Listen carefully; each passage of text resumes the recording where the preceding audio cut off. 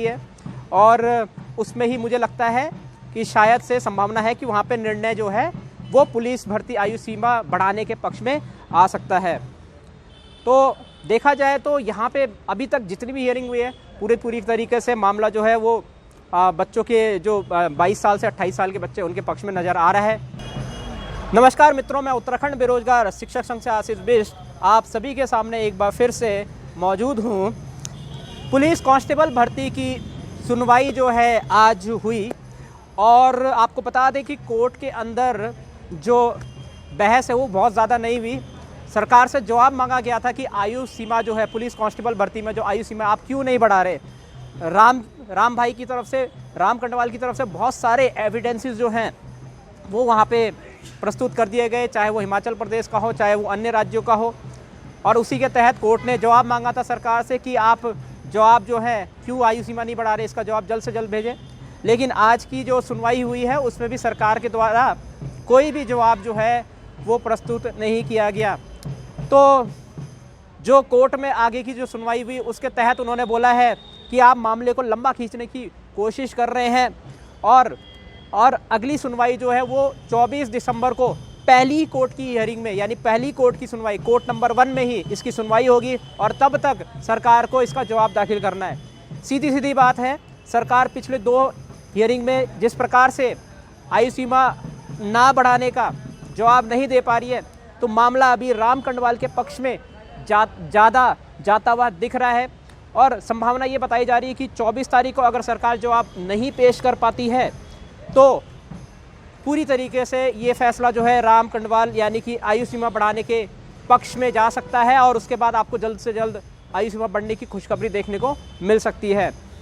यदि 24 तारीख को सरकार का जवाब आ जाता है तो हो सकता है कि राम कंडवाल की तरफ से और भी कुछ तथ्य वहाँ पे पेश किए जाए, जिससे कि मामला और स्ट्रॉन्ग आयु सीमा बढ़ाने को लेकर और स्ट्रॉन्ग बनेगा और चीज़ें जो है वो सही तरीके से आगे बढ़ेंगी।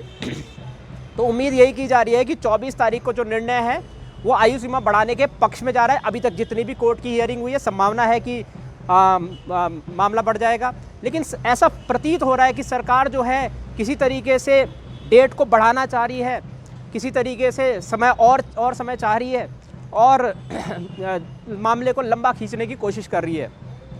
तो यदि जज साहब ने ये चीज़ अच्छी करी कि अगली कोर्ट की हियरिंग जो है वो 24 तारीख को रख दी है और उसमें ही मुझे लगता है कि शायद से संभावना है कि वहाँ पे निर्णय जो है वो पुलिस भर्ती आयु सीमा बढ़ाने के पक्ष में आ सकता है।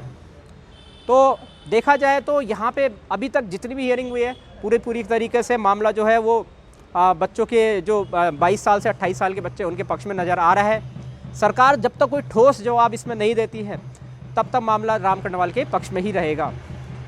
तो आपको क्या लगता है कि अगली हियरिंग में सरकार जो है वो जवाब दे पाएगी या नहीं दे पाएगी? नीचे कमेंट सेक्शन में ज़रूर बताएं। और क्या लगता है कि आयु सीमा जो बढ़ने वाली है वो बढ़ पाएगी या नहीं बढ़ पाएगी, या फिर 18 से 22 साल ही इसकी आयु सीमा रहेगी, या फिर 1 साल बढ़ेगी, या 3 साल बढ़ेगी, या 6 साल बढ़ेगी? नीचे कमेंट सेक्शन में इसको ज़रूर बताएं। जो राम कंडवाल के वकील हैं उनके द्वारा बहुत अच्छी पैरवी की गई है, बहुत अच्छे से केस को लड़ा गया है और उम्मीद यही कर रहे हैं कि आयु सीमा में इसी महीने परिणाम जो है वो निकल जाएगा और सकारात्मक पक्ष की ओर निकलेगा, यानी आयु सीमा बढ़ाने के पक्ष में निकलेगा।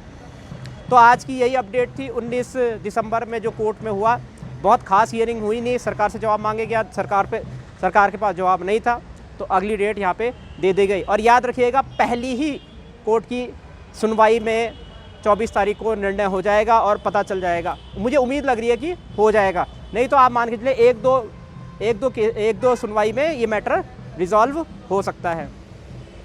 तो आप सभी से आज्ञा चाहता हूँ।